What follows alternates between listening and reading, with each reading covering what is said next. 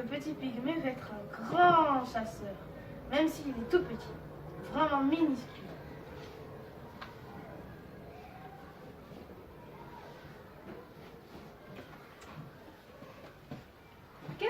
Qu'est-ce que je peux faire pour toi, mon boubou mignon? S'amuse la girafe.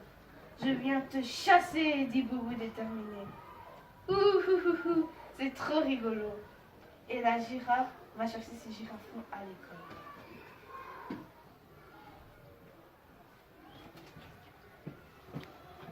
Est-ce que c'est un lion?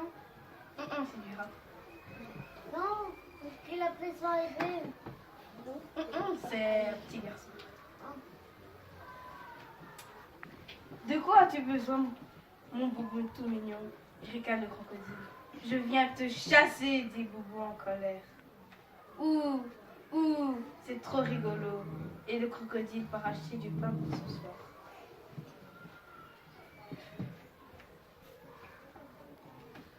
Pourquoi ça fait pas mal une épée de crocodile?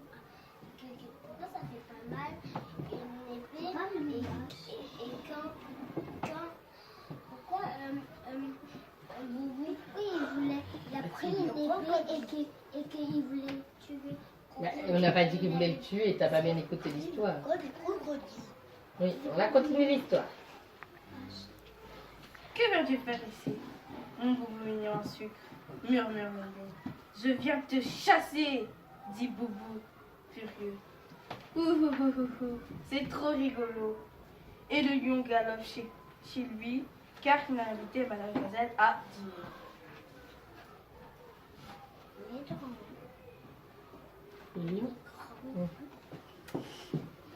Boubou est très déçu.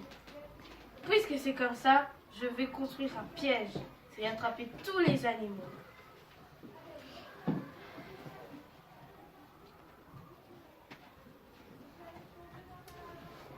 Boubou commence à creuser un trou. Il creuse le jour, il creuse la nuit, il creuse pendant une semaine. Là, là. Oh là là là là. C'est un trou. Puis il appelle les animaux. Ouh, venez vite, j'ai préparé un délicieux gâteau au chocolat.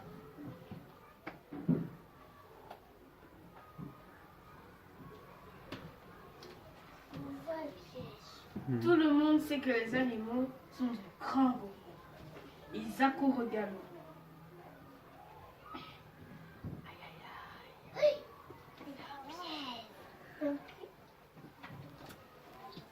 Et plouf, il tombe dans le trou. Qui crache du feu? Le dragon. Boubou est très fier. Les grands guerriers pygmées le félicitent. Et toute la nuit, ils font la fête.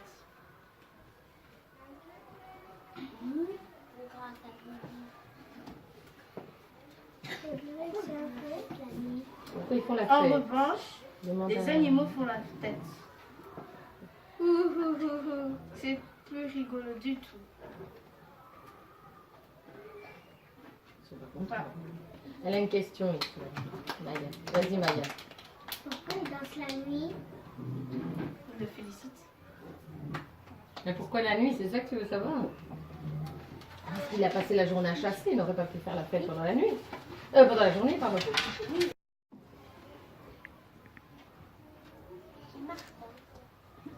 C'est l'ours ici. Est-ce que tu petit?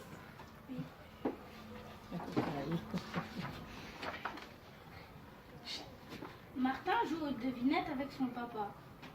Qu'est-ce qu'il y a derrière ton dos? Demande Martin. Pas dans cette main, dans l'autre.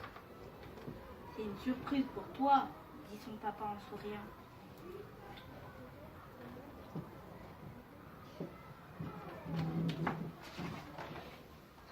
C'est un bonnet à laine, tout neuf et tout doux. Waouh, dit Martin. Merci papa, c'est le plus beau bonnet en laine du monde. Martin a hâte de le montrer à ses amis. Waouh. Pas vu quoi? Le bonnet. Montre-lui Jessie le bonnet. Bon, enfin, on ne voit que ça. Le bonnet. Prends-en soin, l'avertit son papa. Mais Martin est si pressé qu'il est déjà parti.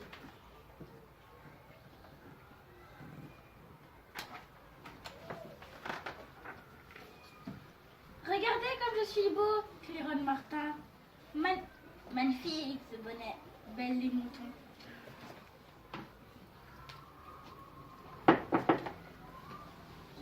Je peux encore faire la roue avec. Regarde, encore, encore, encore et encore. Mais tout d'un coup, aïe aïe aïe, quelque chose ne tourne pas rond.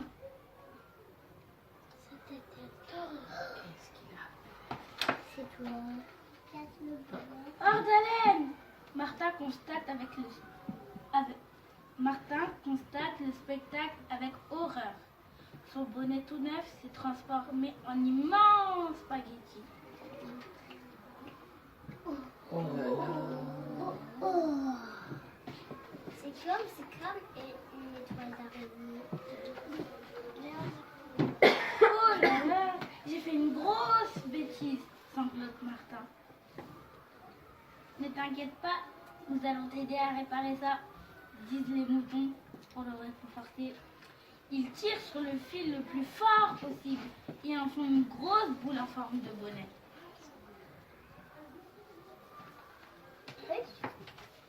C'est mieux comme ça, demande-t-il. Non, dit Martin. Pourquoi ne pas demander son avis à la vache? Elle sait toujours quoi faire en cas de problème.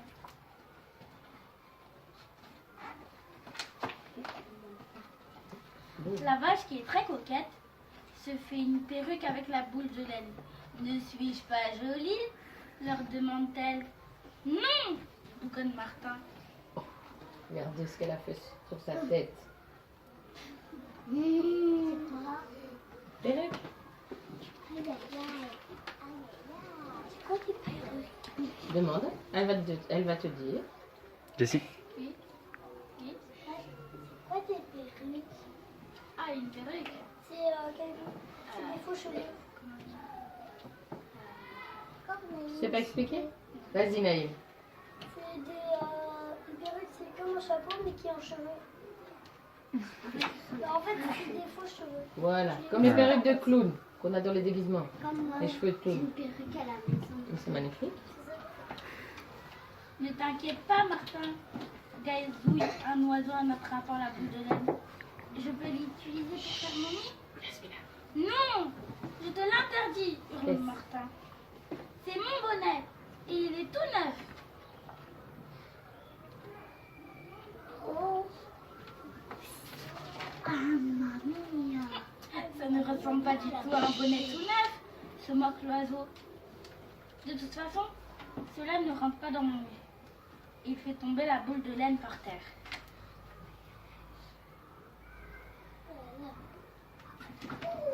Plouf! Une goutte de pluie tombe sur le nez de Martin. Il commence à s'inquiéter sérieusement. Que va dire mon papa? Murmure-t-il.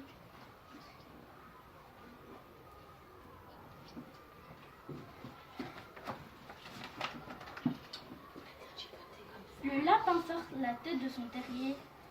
Oh, merci Martin. C'est juste ce dont j'avais besoin pour fermer mon entrée. Pas question! Il est à moi! C'est mon bonnet! C'est mon papa qui me l'a donné. Il était tout neuf et tout doux.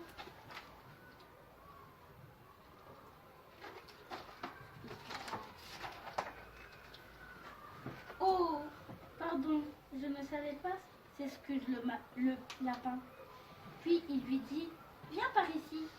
Et il lui essuie gentiment le nez. Que vais-je faire? Que vais-je faire? Renifle Martin. Le lapin le regarde d'un air pensif. Pourquoi est-ce que tu ne lui racontes pas ce qui t'est arrivé? Il est gentil ton papa, il comprendra.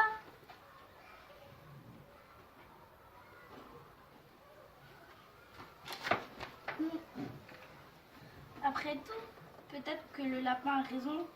Martin ramasse sa boule de spaghetti toute mouillée et rentre à la maison en traînant des pieds.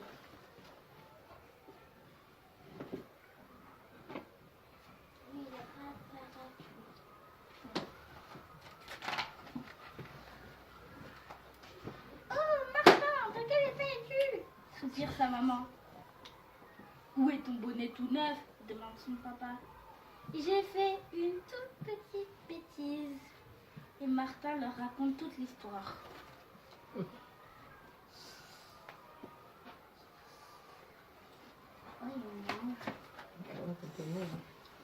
Ne t'inquiète pas, Martin, lui dit son papa. J'ai autre chose pour toi. Devine dans quelle main. Martin ne sait pas à quoi s'attendre. Voici mon bonnet, dit son papa en riant. Bientôt il sera ta taille.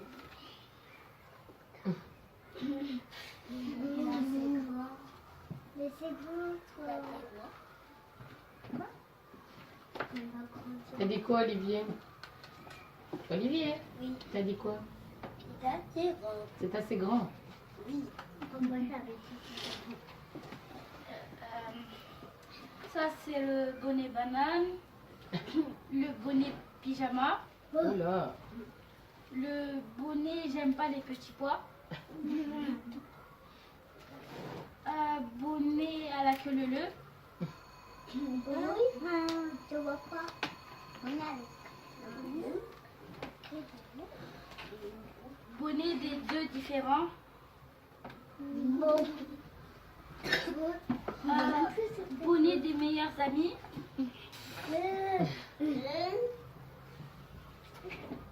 bonnet pantalon,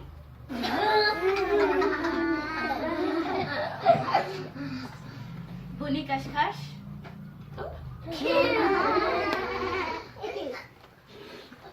bonnet perruque,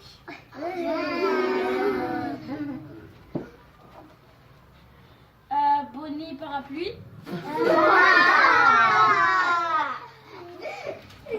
C'est trop rigolo. bonnet famille nombreuse, Trop mignon. bonnet sur le pot et bonnet de l'amour. C'est où la bonne de l'amour? Celui qui a une forme de quoi? De cœur. Qu'est-ce qu'on dit?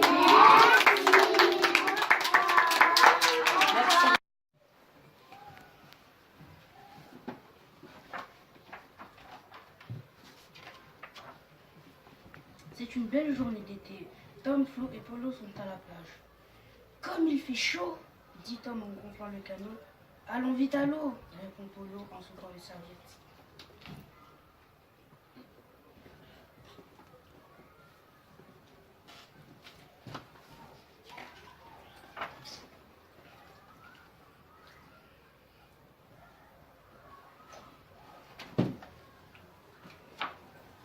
Regardez, s'écrie Polo, un iceberg droit devant.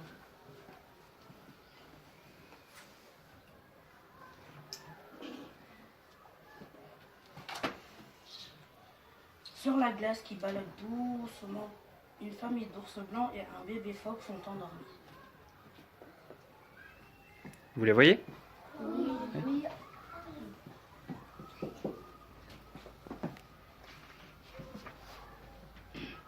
L'un après l'autre, ils se réveillent.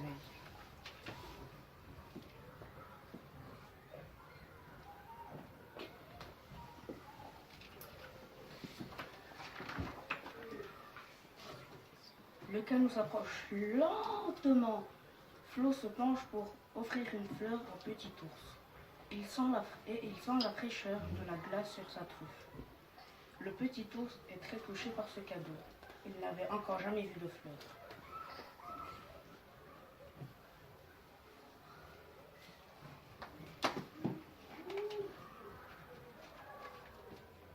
Alors, sous le soleil de plomb, les ours se racontent des histoires de givre et de froid. Puis les nouveaux amis font des pâtés de neige sur leur îlot de glace.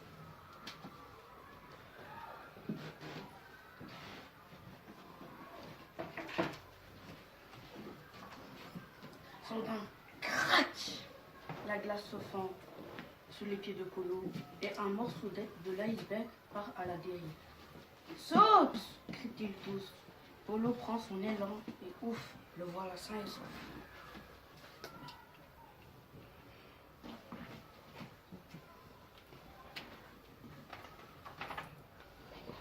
Il est en train de fondre. Dans ce canot, dit le plus gros ours blanc. Mais le canot est bien trop petit. Ils réfléchissent. Et leurs îles elles fondent et deviennent toutes petites. Tom saute dans le canot. Attendez-moi ici, dit-il, j'ai une idée.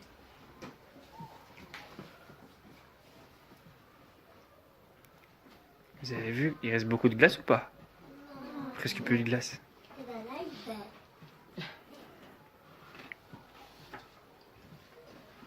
Sois prudent, lui crie Flo. Blottis l'un contre les autres, les nouveaux amis regardent Tom s'éloigner vers le bas.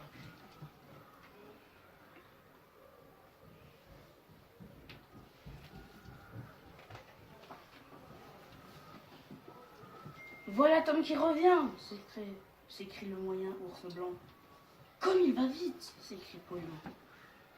Tom est de retour avec une famille de baleines. Allez, montez, dit la plus grosse baleine.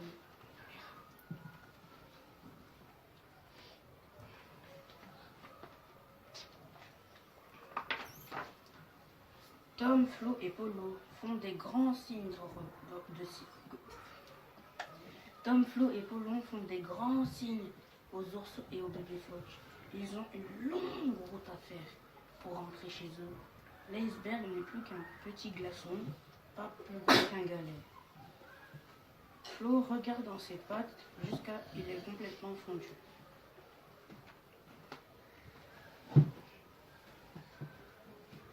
Il est où ce glaçon? Il a fondu. Allez, il est temps de rentrer, dit Tom. Polo regarde le large et sourit.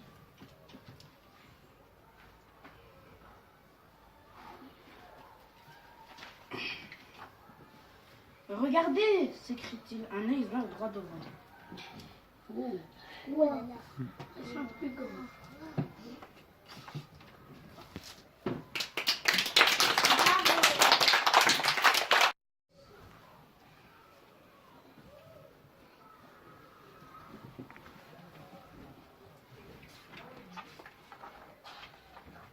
Ce matin, quand Marie est sortie sur le pas de la porte, elle les a vus tout de suite, juste ici, juste à ses pieds, des traces dans la neige.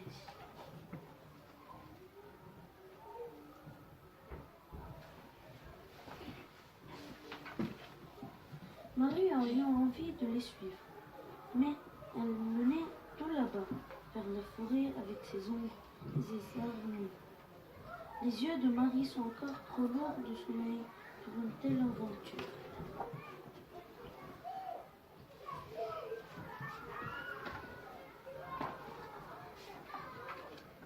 Alors la petite fille est retournée au chaud, sous sa couette, en attendant l'odeur des tartines grillées.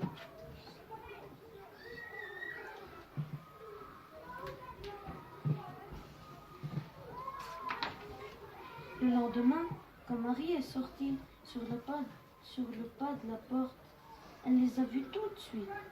Encore elle, juste ici, des traces de pas dans la neige fraîche.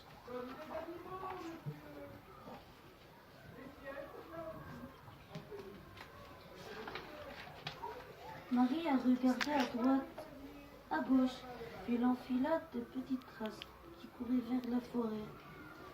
Elle a réfléchi un instant. Elle a hésité un moment, puis, prenant sa couette avec elle, elle s'est mise à les suivre.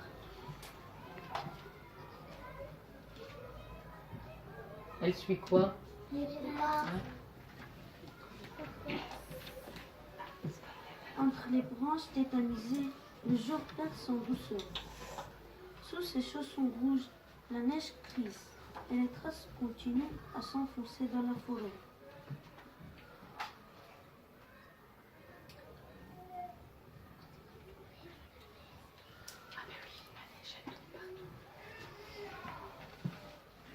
Au pied d'un arbre, elles disparaissent. Un point final, juste ici, juste là. Marie s'apprête à faire demi-tour et rejoindre la chaleur de sa maison. Lorsqu'un bruit de frottement attire son attention.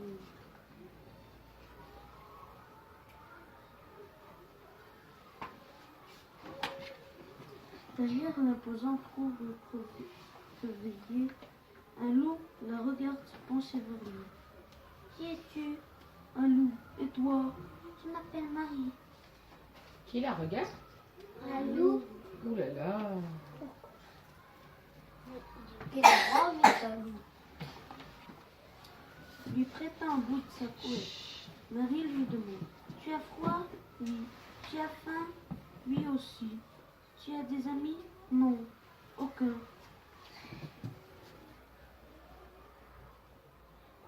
On a un gros marteau.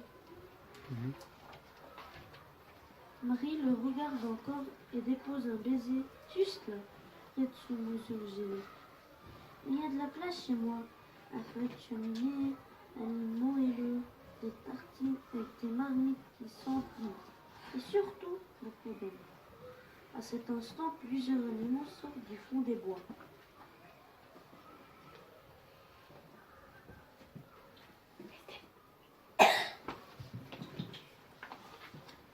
Marie leur sourit en caressant la tête du jeune loup. Ma couette est bien trop petite pour tous nous réchauffer, mais ma maison, elle, est bien assez grande.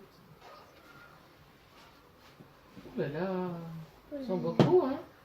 Oui, Tom. Et, à la queue leu, dans un étrange balai, ils prennent le chemin de la maison là-bas, à l'orée de la forêt.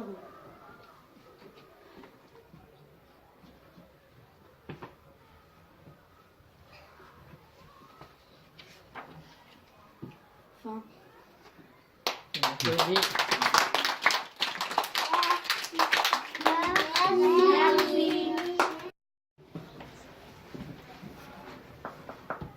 Qui est là?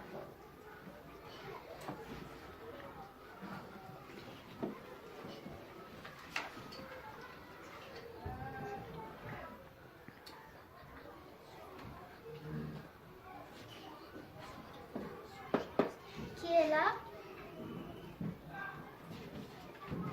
C'est moi, l'énorme gorille, au gros bras poilus et aux grandes dents blanches. Quand tu me feras entrer, je te serrerai si fort que j'en perdrai le souffle. Oh.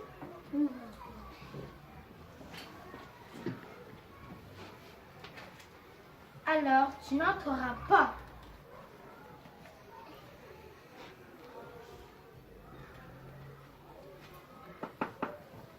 Qui est là? C'est moi. C'est moi, la méchante vieille sorcière. Au chapeau pointu et à la baguette pleine de tours de magie. Quand tu me feras entrer, je te transformerai en grenouille. Oh oh, une grenouille. Alors, tu n'entreras pas.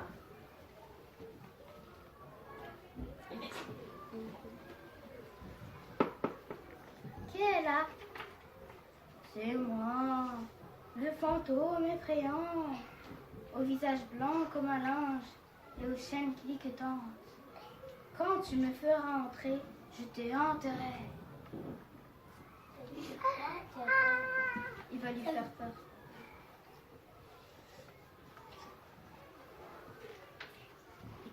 Alors, tu n'entreras pas.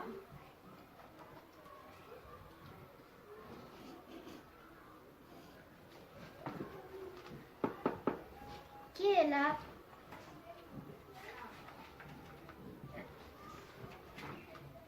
C'est moi, le plus grand géant du monde, aux yeux gros comme des ballons de foot et aux pieds larges comme un terrain de rugby.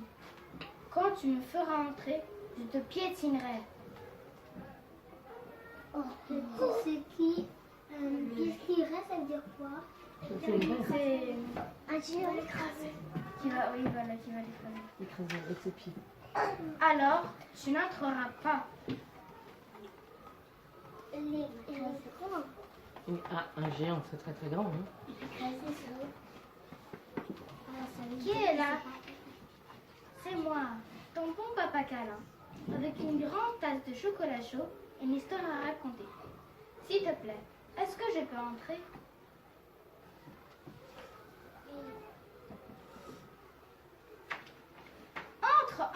donc.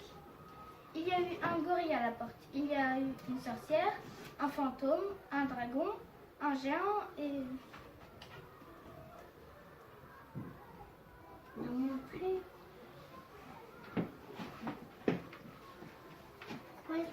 Ah, je savais que c'était d'abord de moi. Parce qu'en fait, tous les monstres, ils portent à chaque fois les mêmes chaussures. Que le papa. Oui. Ah, ils ont volé les pantoufles de papa pour essayer de rentrer. C'était le papa. C'est ça.